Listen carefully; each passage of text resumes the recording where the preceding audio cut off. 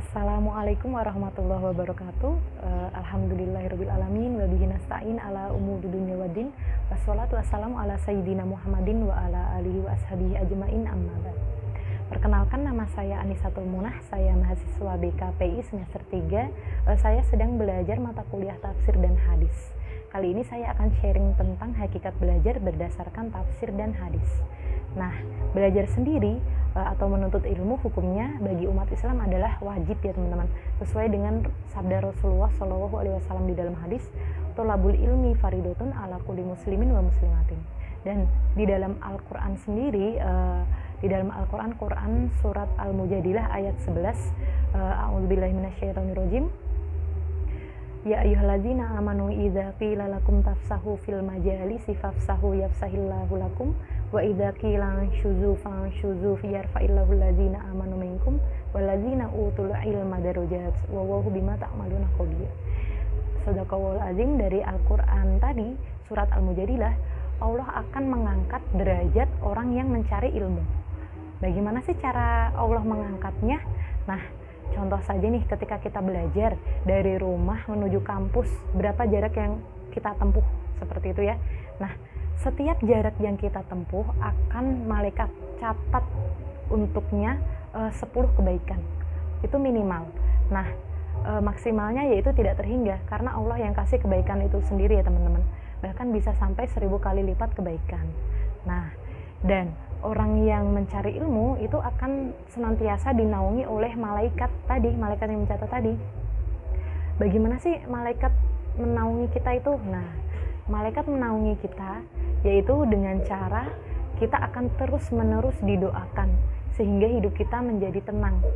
Dan untuk mencari ilmu tadi, seharusnya kita terus menghabiskan usia kita untuk mencari ilmu ya teman-teman. Sehingga hakikat belajar sendiri sebenarnya adalah sebuah perubahan tingkah laku atau akhlak. Itulah kenapa puncak dari ilmu adalah akhlak, yaitu perubahan perilaku yang lebih baik, seperti itu.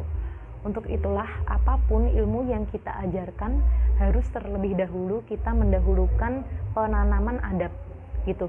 Jadi apapun ilmu yang sedang kita pelajari, atau kita sedang menjadi guru apa, baik guru matematika kah atau guru IPA kah, IPS kah, kita tetap harus mendahulukan penanaman adab terlebih dahulu. Adab kepada gurunya, adab kepada teman-temannya, adab kepada orang-orang di lingkungan sekolah itu tadi dan orang-orang rumah, kemudian adab kepada ilmu itu sendiri. Nah, walaupun kita belajarnya, contoh nih ya di PKP ini yang dasarnya adalah sosial, tentu saja kita harus tetap mengutamakan yang namanya adab. Karena apa teman-teman? Karena hakikat kita belajar adalah untuk mendapat sebuah perubahan tingkah laku atau akhlak. Nah, kalau di dalam Islam itu namanya akhlak. Kalau di dalam untuk non-muslim itu namanya etika.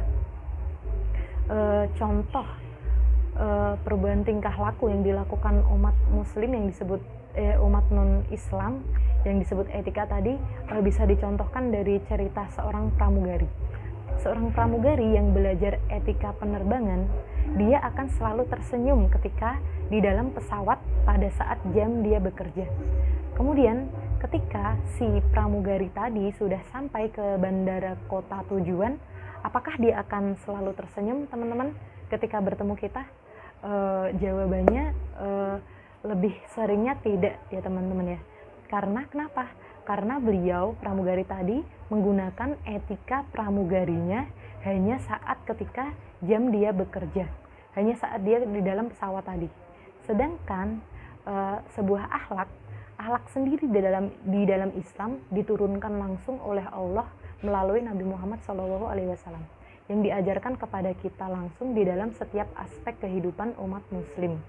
Nah, jika kita berakhlak baik, kita akan terus berbuat baik walaupun kita berada di dalam ruang kerja, di dalam jam kerja, di dalam jam belajar ataupun di luar jam belajar atau jam kerja. Itulah bedanya akhlak dan etika. Untuk itulah teman-teman, apapun ilmu yang sedang kita pelajari sekarang, apapun profesi kita sekarang, kita harus tetap mengutamakan adab. Karena hakikat dari belajar adalah perubahan tingkah laku atau perubahan akhlak itu sendiri. Sekian dari saya, kurangnya mohon maaf. Semoga ada manfaat yang bisa diambil. Terima kasih. Wassalamualaikum warahmatullahi wabarakatuh.